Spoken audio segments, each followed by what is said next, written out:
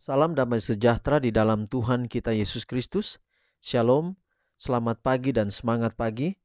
Jumpa kembali dalam renungan pagi kita untuk hari ini 25 April 2022, dan kita patut bersyukur kepada Tuhan oleh karena berkat-berkat yang boleh kita rasakan hingga pada saat ini. Kita akan mendengarkan pekebaran firman Tuhan di pagi hari ini dengan judul Jauhi Kejahatan. Jauhi kejahatan. Sebelum kita lanjutkan, mari kita berdoa. Bapa kami dalam sorga, terima kasih Tuhan untuk kebaikan-Mu dalam hidup kami. Kami boleh berada di pagi hari ini dengan penuh sukacita. Kami akan dengarkan pekebaran firman Tuhan. Biarlah firman-Mu boleh menjadi berkat dalam kehidupan kami, akan menuntun kami untuk tetap setia kepada Tuhan. Inilah doa kami, ampuni kekurangan dosa kami. Terpujilah nama Tuhan, dalam nama Yesus kami telah berdoa. Amin. Renungan pagi kita untuk hari ini sekali lagi 25 April 2022 dengan judul Jauhi Kejahatan. Amsal 4 ayat 14 dan 15.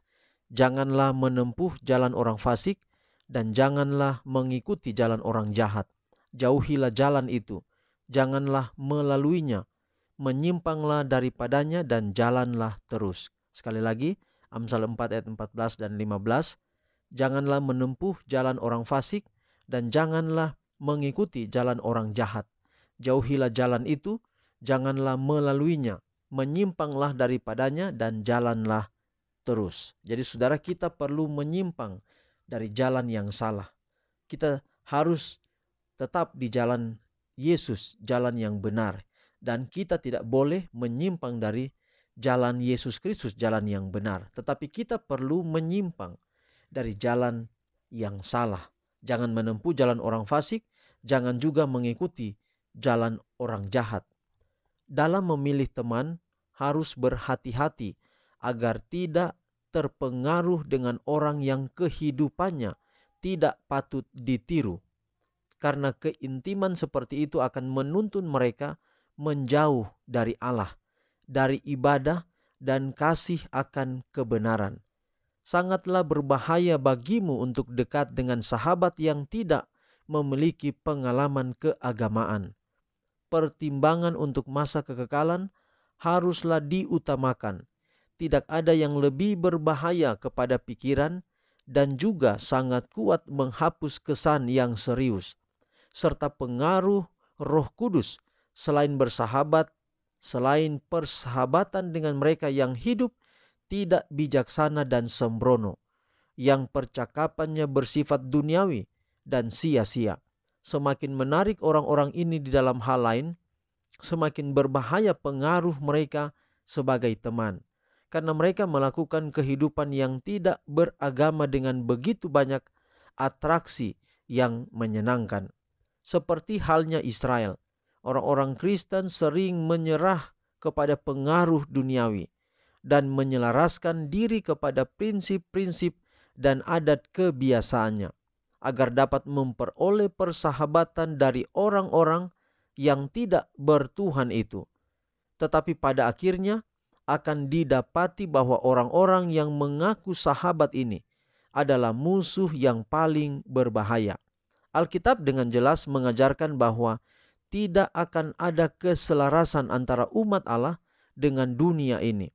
Setan bekerja melalui orang-orang yang tidak bertuhan di bawah jubah persahabatan yang pura-pura untuk memperdayakan umat Allah ke dalam dosa agar ia dapat memisahkan mereka dari Dia. Dan apabila pertahanan mereka sudah diangkat, barulah ia akan menuntun alat-alatnya itu supaya berpaling melawan mereka dan berusaha menghancurkan mereka. Saudaraku, kita tinggal di dunia ini, kita bersahabat dengan dunia ini, tetapi kita tidak boleh hidup dengan apa yang diajarkan di dunia ini, yaitu ajaran atau jalan yang fasik atau jalan orang-orang jahat. Dunia ini sudah jatuh ke dalam dosa, dan setiap kali problema hidup dihadapi oleh manusia, manusia lebih merosot ke dalam dosa. Memang Yesus datang ke dunia ini untuk menyelamatkan semua yang ada di atas dunia ini, dan kita adalah agen-agen di mana melalui kehidupan kita, kita boleh menjadi pantulan kasih Allah kepada setiap orang di sekitar kita. Tetapi jangan oleh karena kita ingin bersahabat dengan mereka, lalu kemudian kita pada akhirnya terjebak dengan kehidupan, dengan sifat-sifat orang-orang dunia itu, orang-orang yang kelakuannya fasik dan orang-orang yang jahat. Kita harus menjadi baik, kita harus punya hubungan yang baik dengan Tuhan, kita harus menjadi pantulan kasih Allah kepada dunia ini. Walau kita bertujuan untuk membawa orang-orang ini kepada Yesus, tetapi jangan sampai oleh karena itu kita memiliki alasan untuk kita harus bergaul dengan mereka. Ada beberapa orang muda berkata bahwa bagaimana kita bisa menolong orang-orang lain yang tidak kenal Tuhan kalau kita tidak bersahabat dengan mereka. Nah, ini sangat harus berhati-hati. Jangan-jangan ketika kita bersahabat dengan mereka, kita terbuai dengan kehidupan mereka, pada akhirnya justru bukan kita yang menarik mereka untuk datang kepada Yesus, tetapi justru mereka menarik kita untuk datang kepada kejahatan. Dan ini sangat berbahaya. Itulah sebabnya kalau kerinduan kita untuk mendekatkan mereka kepada Yesus, kita berupaya agar mereka lah yang akrab dengan Yesus, bukan kita yang justru sebaliknya.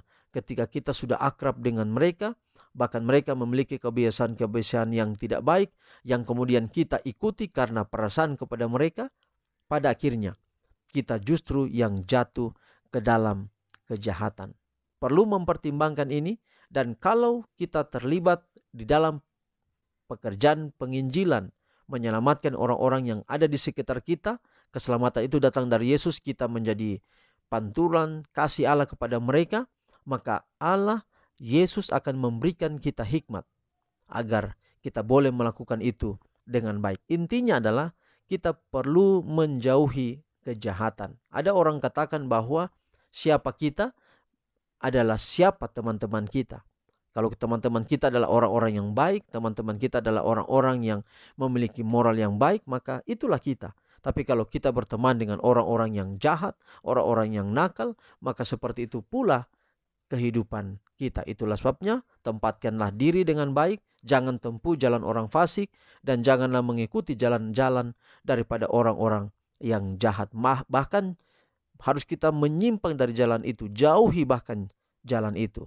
Jalan yang paling terbaik adalah jalan daripada Yesus Kristus. Tapi kita tidak boleh tertutup dengan pelayanan penginjilan kepada orang lain yang ada di sekitar kita. Pasti Tuhan akan memberikan kita hikmat agar dalam pergaulan kita bukan orang itu mempengaruhi kita, tapi kitalah yang mempengaruhi mereka untuk datang dekat kepada Yesus. Kita bersahabat dengan orang bukan membawa mereka kepada kita, tetapi membawa mereka kepada Yesus. Tuhan memberkati pekabaran hari ini boleh menjadi berkat dalam kehidupan kita. Mari kita tutup pekabaran hari ini dalam doa. Kita berdoa. Bapa di sorga, terima kasih untuk pekabaran yang indah hari ini. Biarlah kiranya dapat menjadi berkat dalam hidup kami. Kami tahu Tuhan bahwa kami rindu untuk orang lain di sekitar kami mengenal Yesus. Tetapi biarlah kiranya Tuhan akan tuntun kami agar justru kami tidak terjebak dengan dunia ini. Tapi kami punya pengaruh yang besar bagi dunia ini sehingga orang bisa mengenal Tuhan yang kami sembah, Yesus yang menjadi juru selamat kami. Berkati kami hari ini dalam setiap tugas tanggung jawab kami. Kami pasrahkan seluruh keberadaan hidup kami ke dalam tangan Tuhan. Pemeliharaan kasih Tuhan yang ajaib boleh menjadi bagian kami. Janji berkat-Mu di dalam kasih karunia Allah, di dalam damai sejahtera Yesus Kristus, dan melalui persekutuan dengan Roh Kudus akan menaungi kehidupan kami semua sepanjang hari ini. Kami sudah berdoa dan serahkan hidup kami, serahkan doa ini hanya dalam nama anak-Mu Yesus Kristus yang telah menjadi Tuhan dan Juru Selamat kami. Amin. Demikian pekabaran hari ini. Tuhan berkati kita semua. Sampai jumpa besok. Shalom.